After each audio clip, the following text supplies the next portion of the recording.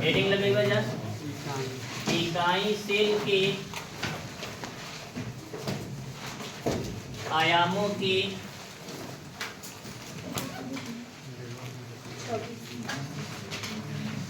गणना। इकाई सेल के आयामों की गणना। इकाई सेल के आयामों की गणना।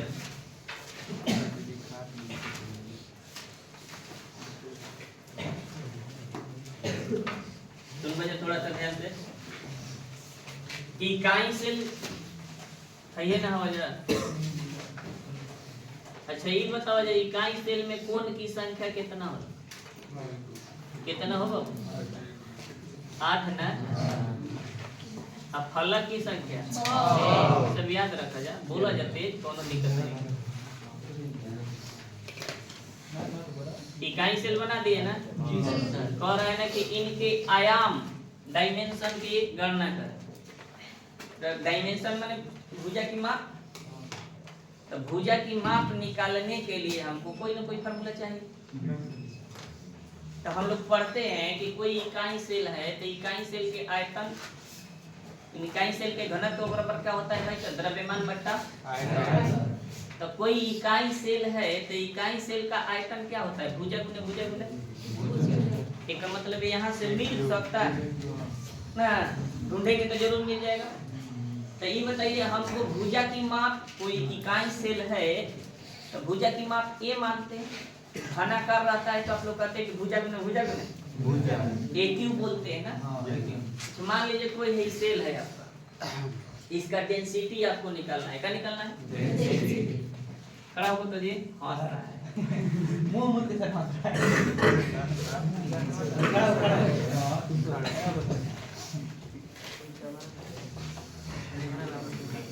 द्रव्यमान बटा आयतन।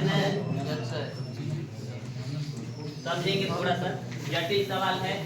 ए बाबू आवाज ना देखा है पंडित जी, खिंचा जी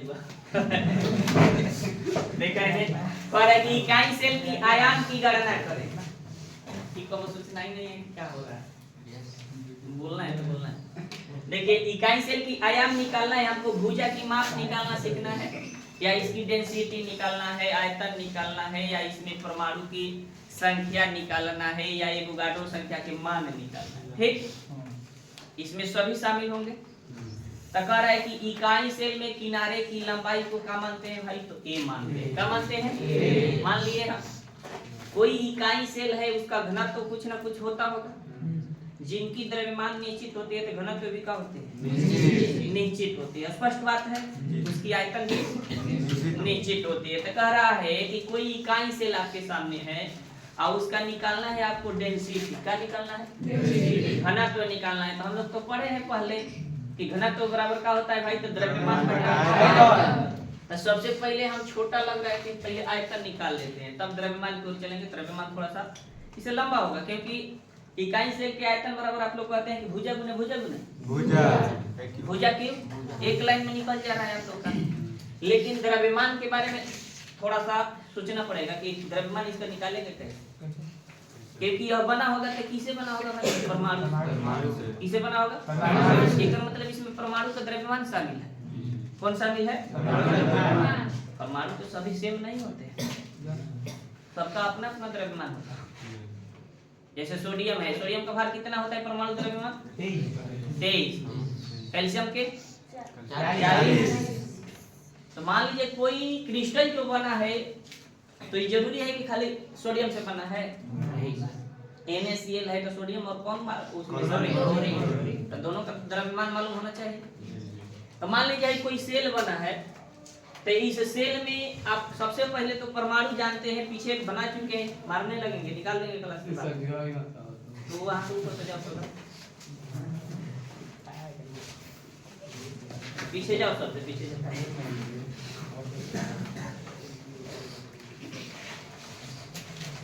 अच्छा ये सेल बना है तो कोई नहीं कोई परमाणु से बना है।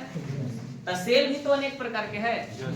जैसे आप लोग कहते हैं सरल इकाई सेल, तो सरल इकाई सेल में 2 सेल लेते हैं आप लोग, एक लेते हैं सरल इकाई सेल में 2 सेल लेते हैं, एक सरल इकाई सेल, एक केंद्रित इकाई सेल। तो सरल इकाई सेल में खाली 8 कॉर्नर पर कण होते हैं, लेकिन केंद्रित में तो अलग अलग केंद्र पे होते हैं। जैसे पिंड के केंद्र पर होते हैं तो पिंड केंद्रित बोलते हैं, फलक के केंद्र पर होते हैं तो फलक केंद्रित बोलते हैं, और तल के केंद्र पर होते हैं। समय परमाणु की संख्या आप लोग अलग अलग निकाले हैं। एससीसी में 1 निकाले हैं, बीसीसी में 2 निकाले हैं, एफसीसी में 4 निकाले हैं, एफसीसी में 4 और ईसीसी में कितना 2 निकाले हैं। तो सेल बदलेगा तो परमाणु की संख्या भी क्या हो जाएगी, बदलेगा। ऐसा आपको इसमें फॉर्मूला बनाना है कि कोई सेल हो, ये तो आप एक के लिए नहीं बना रहे हैं कि हम इकाई सेल के बना रहे हैं कि सरल इकाई सेल के निकाल देंगे हो जाएगा, इसके लिए तो नहीं हो आप फॉर्मूला बना रहे हैं। ऐसा फॉर्मूला बनाइए कि सभी सेल पर लागू हो। स्पष्ट बुझा गया? अच्छा ये बताइए कि कोई सेल है तो उसमें परमाणु मौजूद है, तो परमाणु का अपना भार है या ना है? तो ये बताइए कि सेल में परमाणु की संख्या सबसे पहले गिनते हैं आप लोग, तो परमाणु की संख्या भी इस सूत्र में शामिल होना चाहिए ना। तो सबसे पहले हम देखिए बताते हैं कि इकाई सेल के किनारे की लंबाई a, क्रिस्टलीय ठोस का घनत्व d, क्रिस्टलीय ठोस का घनत्व d। अब कोई क्रिस्टल ठोस पदार्थ के रूप में है तो उसका कुछ ना कुछ द्रव्यमान भी तो होगा। तो द्रव्यमान को किया तो मास लिखिएगा या अमाउंट लिख लीजिएगा, क्या लिख लीजिएगा, मात्रा कर लीजिएगा, या मास माने द्रव्यमान, कहीं कहीं वेट भी लिख सकते हैं, वेट माने भार। स्पष्ट हो गया? तीनों में से कोई यूज कीजिएगा, प्रकाशन के ऊपर है, अपन अपन कर देता है, किसी में एम लगा देता है, किसी में ए रखता है। ठीक, तो आप लोग भी याद रखिएगा। हमको द्रव्यमान निकलने में थोड़ा कठिनाइयां हो रही है क्योंकि सबसे पहले आपको परमाणु की संख्या मालूम करना है, उसमें एक परमाणु का भार जानना है कि एक परमाणु का भार बराबर होगा कितना। तो एक परमाणु का भार बराबर होता है क्या, परमाणु भार बटा एवोगाड्रो संख्या, परमाणु भार बटा याद कर लीजिए। एवोगाड्रो संख्या के मान भी तो याद है आप लोगों को,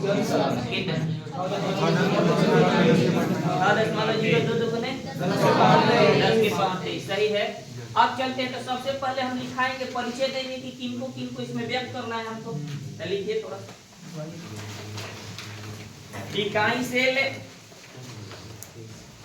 इकाई सेल के किनारे की लंबाई,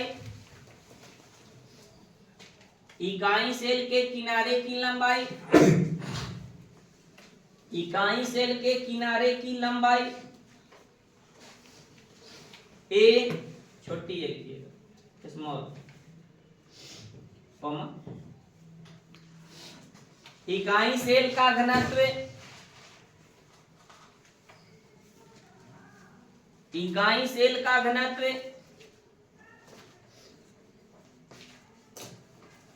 डी, छोटी डी,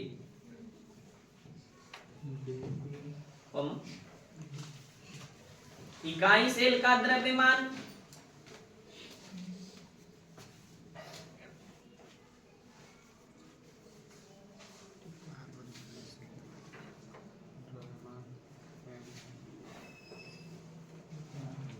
इकाई सेल का द्रव्यमान ए कर दीजिए, बड़ी है अमाउंट।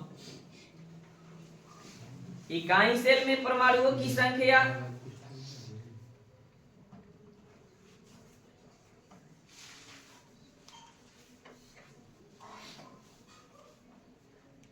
एक मिनट, पदार्थ का इकाई सेल का द्रव्यमान नहीं होगा, पदार्थ का द्रव्यमान होगा, पदार्थ कर दीजिए इकाई सेल, पदार्थ, कोई पदार्थ हो, इकाई सेल के द्रव्यमान जो लिखे वहां पदार्थ के द्रव्यमान या ठोस पदार्थ के द्रव्यमान, इसलिए कि पदार्थ में निकालना सिखाएंगे तब न जाके सेल में जाएंगे। पदार्थ का द्रव्यमान का लिखे एक कर दीजिए, बड़े हो गया हो बाबू। आइए उसको परमाणु भार कह सकते हैं, क्या कह सकते हैं, एक परमाणु का भार में आएगा ये पदार्थ की मात्रा में जो द्रव्यमान होगा पदार्थों का, उसको परमाणु भार बटा एवोगाड्रो संख्या में रखेंगे। किस में रखेंगे, तो वहां यूज कर लीजिएगा, आगे लिख लीजिए। इकाई सेल में परमाणुओं की संख्या जेड, जेड बड़ी जेड, इकाई सेल में परमाणुओं की संख्या और एवोगाड्रो संख्या एवोगाड्रो संख्या के किसी बुक में Na या किसी बुक में n से सूचित करता है, ठीक ना। एवोगाड्रो संख्या को क्या लिखिएगा, Na, n माने नंबर, a माने एवोगाड्रो, या किसी बुक में खाली नंबर दे देता है, ठीक ना। कोई इकाई सेल का आयाम कहते हैं, कोई बोलिए जहां से इकाई सेल में परमाणु की संख्या जेड और एवोगाड्रो संख्या Na या n बाबू, कोई इकाई सेल का आयाम कहते हैं। इकाई सेल का क्या कहते हैं, पैराग्राफ चेंज कर दिए थोड़ा। मान लिया कि देखिए, मान लिया कि किनारे की लंबाई इकाई सेल के किनारे की लंबाई को हम क्या मान लेते, ए माने है, क्या मान लेते हैं, छोटी है। और एक परमाणु का द्रव्यमान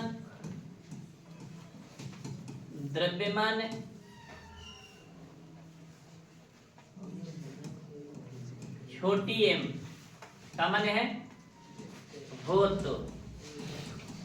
अच्छा ये बताइए, आप एक परमाणु के द्रव्यमान भी मान लिए, आया पे किनारे की लंबाई भी मान लिए, क्या ये माने, क्या माने। आप सबसे पहले चलते हैं, हमको आयाम निकालना है, तो हमारे सामने निकालना है, हर हाल में एक बार द्रव्यमान निकालना है, एक बार। देखिए जब तक आप लोग अपने से बनाना ना सीखिएगा ना, आप में विकास नहीं होगा, हम कितना भी पढ़ा। देखिए तो सबसे पहले प्रयास कीजिए कि आयतन निकाल ले। तो इकाई सेल है, कैसा है तो घना का, तो घन के आयतन बराबर क्या होता है भाई, तो भुजा का भुजा गुने भुजा क्यूब है। तो यहाँ सबसे पहले हम क्या निकाल रहे हैं, इकाई सेल का आयतन पहले निकाल लेते हैं। आयतन बराबर कर रहे हैं आप भुजा गुने भुजा, तो ए गुने ए ना बाबू, तो ए क्यू हो जाएगा ना, हो क्या हो जाएगा, ए क्यू हो जाएगा, क्या हो जाएगा, ए क्यू हो जाएगा, क्या हो जाएगा। तो ए को निकाल दिए तो आप तो निश्चिंत हो गए ना कि अब आयतन हमको निकालना निकल गया मेरा। अब हमको निकालना है किनको, द्रव्यमान। किनको निकालना है, जैसे मान लीजिए खड़ा होकर तो है, बड़ी बोल रहा है, एक कॉपी लिया है, ठीक। इस कॉपी में मान लो 100 पेज है, कितना पेज, 100 पेज। ये 100 पाना मान लीजिए पृष्ठ मत रख, मैंने पाना दोनों पेज को ले लो एक में, तो उसका भार मान लो है 2 ग्राम। कितना ग्राम, 2 ग्राम। और उस कॉपी में पेज पाना की संख्या कितनी है, पेज में पाना की संख्या कितनी है, 100 है। तो कुल द्रव्यमान तुमसे कॉपी का पूछे तो क्या करिए, नहीं उससे मल्टीप्लाई कीजिएगा भाई। एक पाना का भार मान लीजिए 2 ग्राम है, तो 100 पाना मेरे पास है, उसमें मल्टीप्लाई किए ना आप ये। तो उसी प्रकार से आपको हम पूछ रहे हैं कि हमको निकालना है इकाई सेल का द्रव्यमान। तो इकाई सेल में तो परमाणु होते हैं, तो हम लिख सकते हैं का कि परमाणुओं की संख्या गुने एक परमाणु का द्रव्यमान। जैसे आप लिख रहे हैं ना कि पाना की संख्या गुने एक पाना का भार, तभी ना कुल पाना का भार आप निकाले। तो वैसे तो हम इस पर भी लागू कर सकते हैं कि इकाई सेल का द्रव्यमान क्या है भाई। तो इकाई सेल के द्रव्यमान उसके परमाणु पर निर्भर कर रहा है कि उसमें परमाणु की संख्या कितनी है, और उसमें परमाणु की संख्या कितनी है तो कितने उस परमाणु का, एक परमाणु का द्रव्यमान कितना है। जैसे कोई ईंट बना है तो ईंट में जो कण भाग लिए हैं उनके भार से और उस ईंट में जितनी भी कणे हैं उनकी संख्या से गुना कर देंगे तो ईंट का कुल भार ना मिल जाएगा। स्पष्ट समझिए, एक टोकरी में मान लीजिए 10 आम है, तो एक आम का भार मान लीजिए 5 ग्राम। तो 10 आम है तो हम पूछे कि कुल द्रव्यमान कितना हो, तो आपको क्या कीजिएगा, जो भी कर रहे हैं तो बोलिए खुल करके। इसका जहाँ पे एक वीडियो बन रहा है उसे क्या आपको लेना देना है भाई? उस पर मत जाइए, आप कि क्या हो रहा है ना हो रहा है उस पर मत जाइए। हमको एडिट करना है, हम काट लें। आप बोलिए खुल करके, समझिए कि हम एकदम न्यूट्रल होकर पढ़ो। हम उस पर ध्यान नहीं दे रहे हैं, आप उस पर ध्यान देंगे। वीडियो बन रहा है, वीडियो बन रहा है, पुराने में कुछ है काट देंगे भाई। देखिए तो अब चलिए इकाई सेल का सबसे पहले किनको खोजेंगे हम? आप लोग बोलिए किनको खोजेंगे? द्रव्यमान निकालने के लिए एक ही चारा आपके पास है। इकाई सेल में परमाणु पहले गिनिए कितना। अब सरल इकाई सेल है तो उसमें एक है, पिंड केंद्रित है तो दो, फलक केंद्रित है तो चार, तल केंद्रित है तो दो है ना जी। तो उसमें सबसे पहले तो हम परमाणु की संख्या गिने, उसके बाद एक परमाणु का भार जानेंगे तब ना मल्टीप्लाई करेंगे। तो एक परमाणु का भार बराबर होता है परमाणु भार बटा एवोगाड्रो संख्या, या पदार्थ की मात्रा बटा पदार्थ की मात्रा बटा पदार्थ की मात्रा बटा एवोगाड्रो संख्या। वही बताए थे कि किसी पदार्थ की कणों की संख्या यदि 6.02 गुने 10 के पावर 23 हो तो उस पदार्थ का एक मोल माना जाता है। इकाई पे चलेंगे कोई तो इकाई को जब मान ज्ञात कर रहे हैं तो इसमें भी तो लागू कीजिए। तो हम क्या लिखे यहाँ पर कि इकाई सेल का द्रव्यमान बराबर, चलो इकाई सेल के द्रव्यमान बराबर क्या लिखेगा? इकाई सेल में परमाणुओं की संख्या, मेला बाजार में आई है ना। इकाई सेल में परमाणुओं की संख्या, इकाई सेल में परमाणुओं की संख्या बोल रहे हैं। और क्या कीजिएगा? इकाई सेल में सबसे पहले आप परमाणु गिन लिए। क्या गिन लिए? परमाणु। अगर कुल भार निकालना है तो परमाणु का भार चाहिए। तो कितना परमाणु का भार? कितना परमाणु का भार? ये लिख दिएगा हम एक परमाणु का भार। चलिए अच्छा ये बताइए हमको आप लोग इकाई सेल के परमाणु की संख्या को का से इंडिकेट कर रहे हैं? कॉपी में जाइए, बड़ी जेड से का से बड़ी जेड, हम जेड लिख दिए, इनटू है तो हम इनटू डाल दे रहे हैं। चलिए एक परमाणु के द्रव्यमान भी माने हैं, छोटी एम माने, क्या माने हैं आप लोग? हम छोटी एम रखते हैं। यहाँ तक कोई दिक्कत? यहाँ तक समझ में आया सबको? तो अब देखिए कुछ नहीं करना है। अब यहाँ एक परमाणु का द्रव्यमान निकालना है। क्या निकालना है? एक परमाणु लिया करके यहाँ रख देना है, और रख करके आराम से उस फार्मूला में चल जाना है, बंद करके तैयार हो। कोई दिक्कत? तो अब एक परमाणु के द्रव्यमान बराबर क्या बोलिएगा? परमाणु भार बोलिए या पदार्थ की मात्रा बटा एवोगाड्रो संख्या। पदार्थ की मात्रा बटा एवोगाड्रो संख्या। बढ़ जाए तो अब देखिए यहाँ से छोटा कर दें, चलिए बड़ा कर देंगे। अच्छा चलिए एक परमाणु का द्रव्यमान बराबर बोलिए पदार्थ की मात्रा परमाणु भार या परमाणु द्रव्यमान लिख सकते हैं बटा एवोगाड्रो संख्या।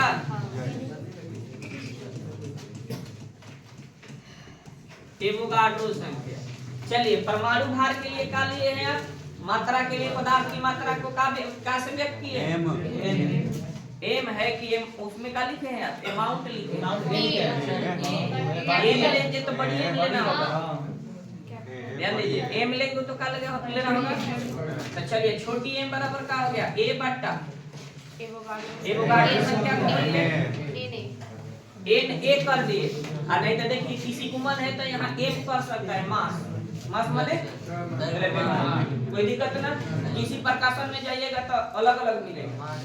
अब मान लीजिए अमाउंट पर सिद्ध कर दे, अमाउंट माने मात्रा, मास पे सिद्ध करता है कोई, उससे घबराने की कोई जरूरत। यहाँ एक जगह पे याद रखना है कि बड़ी एम आ सकता है। एक ही जगह पर का आ सकता है, कोई दिक्कत? अच्छा ये बताइए बाबू कि यहाँ उठा करके एम के मानवा यहाँ से उठा करके यहाँ रख सकते हैं क्या? रख सकते हैं। तो एक पेपर द्रव्यमान है इकाई सेल का, हम लिखे का, हम लिख दिए का कि इकाई सेल का द्रव्यमान का हो जा, तो इकाई सेल के द्रव्यमान में का हो जाए जेड एम के जगह पे क्या रखना है?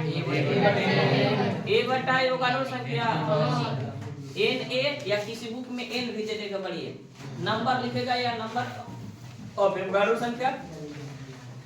अब यहाँ पर देख लीजिए, ये कुछ नहीं करना है आप लोग को, बताइए इकाई, बात मत कीजिए, इकाई सेल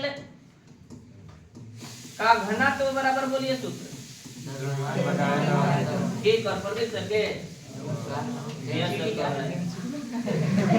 इकाई सेल पढ़ रहा है, प्रतिशत के द्रव्यमान निकलेगा यार, गजब लिख रहा है। इकाई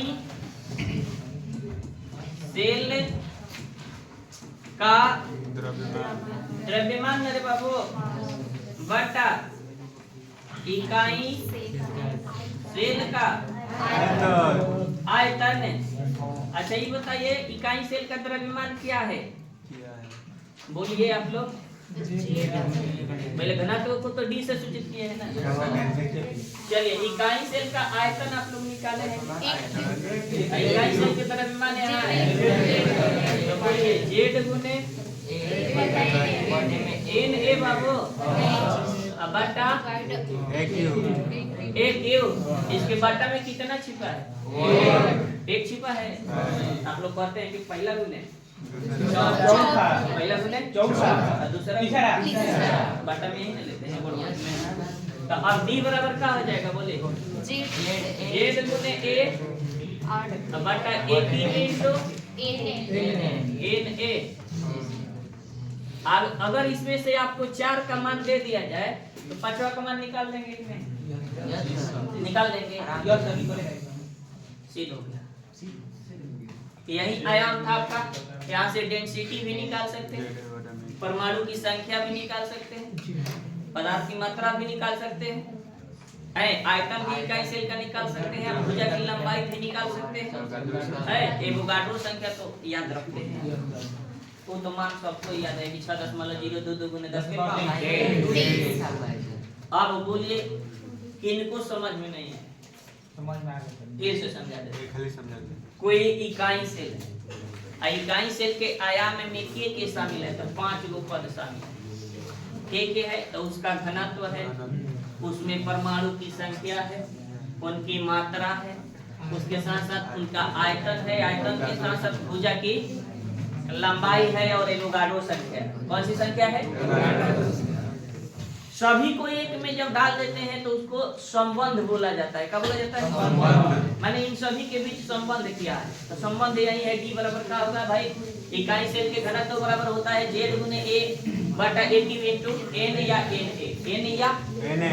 यही एक नंबरिया में भी आ सकता है कि निम्न में से इकाई सेल का आयाम कौन है, या आयाम का सूत्र क्या है? तो डी बराबर दे रहेगा ऑप्शन, या इकाई सेल का घनत्व क्या होता है, तो ये डी हटा देगा, हटना बाकी ऑप्शन में रहेगा। स्पष्ट हो गया? अब इसमें चल रहे हैं हम तक। सबसे पहले इकाई सेल के हमको आयाम निकालने के लिए घनत्व बराबर क्या होता है भाई? तो द्रव्यमान बटा हम सबसे पहले खोजे आयतन को। किनको खोजे? आयतन आसान था इसलिए पहले निकाल दिया, नहीं तो बादों में आप लोग निकालिएगा, कोई दिक्कत। तो हमने क्या किया कि भुजा गुने आप कहते हैं कि इकाई सेल के किनारे की लंबाई क्या माने हैं भाई? तो ए माने हैं। तो भुजा करेंगे तो ए गुने ए एक ही हो जाएगा। तो आयतन तो हम निकाल करके छोड़ दिए ना। अब चलते हैं, हमको चाहिए का? तो इकाई सेल का द्रव्यमान चाहिए। तो इकाई सेल किस चीज से बना है भाई? कौन है भाई बात कर रहा है? इकाई सेल बना है परमाणु से, अणु से, आयन से। तो परमाणु, अणु या आयन की कुछ ना कुछ उसमें संख्या होगी, 2 4 6 8 जो भी हो, तो उनका एक परमाणु का भी तो कुछ ना कुछ भार होगा।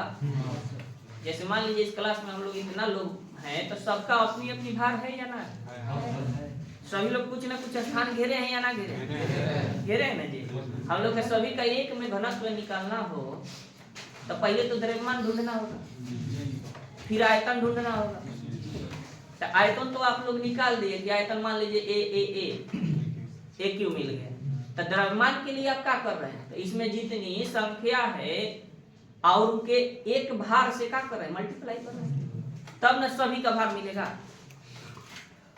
स्पष्ट समझिए, अपने पर ले लीजिए ना भाई, उदाहरण हमेशा अपने पर लीजिए, कोई किताबी मत जाइए, अपने पर ढालिए, अपने से सोचिए कि मान लीजिए हम कोई भी घर में कार्य कर रहे हैं कोई, तो उसमें किसी वस्तु को ले रहे हैं तो उसका वस्तु का कुछ ना कुछ भार है या, अब उस पर सबसे पहले चर्चा आपको करना है, एक परीक्षा आप लोग को देना है, समझ रहे हैं ना, मेहनत आपको करना है। तो उसमें भार निकालना, जब इकाई सेल में जा रहे हैं तो सबसे पहले जानेंगे कि इकाई सेल बना है किससे भाई, तो परमाणुओं से बना है, अणुओं से बना है, आयनों से।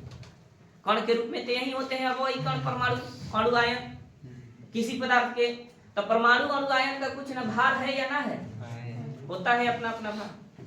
तो भार जब होता है तो जहाँ रहेगा वो अपना भार लेकर के रहेगा कि छोड़कर लेकर के रहेगा ना, निश्चित जगह भी घेरेगा, तभी ना निश्चित आयतन होगा। जिसका निश्चित द्रव्यमान होता है उसका निश्चित घनत्व भी होता है। ठोस का नियम कहता है कि ठोस पदार्थ का अगर द्रव्यमान निश्चित है तो उसका घनत्व भी क्या होता है, निश्चित होता है, डेंसिटी। स्पष्ट हो गया। तो इसमें जब चल रहे हैं तो आपको एक इकाई सेल के द्रव्यमान निकालना है। तो मान लीजिए कोई इकाई सेल है, मान लीजिए इसी कोई इकाई सेल है, तो ये कोई सेल है तो ये किसी न किसी परमाणु से बना होगा ना।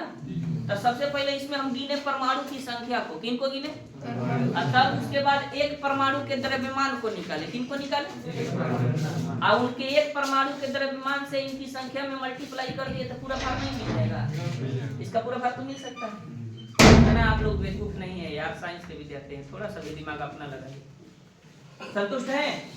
तो ये बताइए सबसे पहले हम यहाँ क्या किए बोलिए, इकाई सेल का द्रव्यमान बराबर लिखे, इकाई सेल में परमाणुओं की संख्या गुने एक परमाणु का द्रव्यमान या भार, द्रव्यमान या स्पष्ट। अच्छा ये बताओ कि काले तो भाई जेड से सूचित किए हुए परमाणु की संख्या के, और एकरा में एक परमाणु के भार खातिर हम छोटी एम ले लेते, कैसे कि कोई कोई कैपिटल एम ले लेवेला मास खातिर। स्पष्ट हो गए। तो एक परमाणु के भार सबसे पहले न ढूंढे के पड़ी, तो एक परमाणु के भार पर परमाणु द्रव्यमान या पदार्थ की मात्रा बटा एक गाढ़ संख्या। अब स्पष्ट यहाँ निकालिए एक परमाणु का भार, माने परमाणु का पदार्थ के रूप में परमाणु भार कर देनी है, क्या कर देनी है, तब परमाणु भार बटा क्या कर दिए, एवोगाड्रो संख्या। तो छोटी एम बराबर ए बटा का हो गई। परमाणु भार को आप क्या माने हैं, परमाणु के द्रव्यमान को ए माने, अमाउंट माने है ना, तो ए बटा ए ने। अब चलते हैं कि इकाई सेल के द्रव्यमान बराबर आप लोग क्या कर रहे हैं, इकाई सेल के द्रव्यमान बराबर क्या कर रहे हैं, एक इकाई सेल के द्रव्यमान बराबर परमाणु की संख्या गुने एक परमाणु का द्रव्यमान, मान रख दिए। अब देखिए इकाई सेल का घनत्व निकालना है हमको, तो इकाई सेल का घनत्व बराबर होता है इकाई सेल का द्रव्यमान बटा इकाई सेल का, तो इकाई सेल का द्रव्यमान आप लोग को मिल गया है जेड गुने ए बटा ए। स्पष्ट। आयतन का था एक किलो, अब कर दिए का पहला गुने चौथा, दूसरा गुने तीसरा, मिल गया। चलिए लिखिए, थोड़ा रोक दीजिए फिर चालू कर दीजिए ऊपर वाला।